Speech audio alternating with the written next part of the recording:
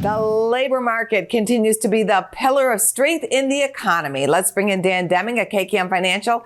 Dan, what's your reaction to that blowout number of 517,000 jobs added to payrolls in January in the face of recession fears? Yeah, Angie, no question. The jobs number last week was very impressive on several fronts. And, the one thing that I think needs to be highlighted in the data that we did get last week, that when you look at the wage inflation and the prices paid, those came in below expectations. So in a certain sense, it continues to lend itself to the belief that we're going to see a soft landing.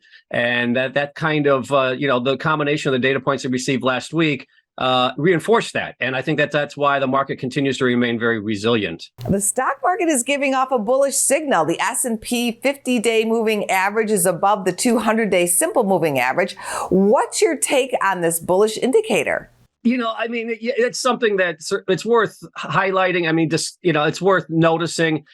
I am not a big believer in those technical I'm certainly a believer in technical indicators. The 50-day crossing, the 200-day, a shift in momentum. I think it probably gets more attention than it deserves in certain instances.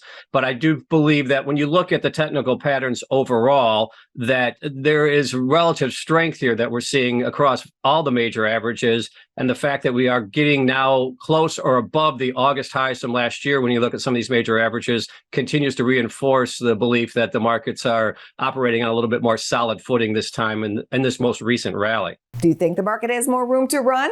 Yeah, possibly. I think, Angie, we'll see. We get some data points this week and a lot of Fed speak this week. But the fact that interest rates moved up last week and the market was still able to maintain the upper levels, I think is a short-term positive. Thank you, Dan. Have a good week. All right. Thanks, Angie. You too. Go to businessfirstam.com for where to see our show on TV.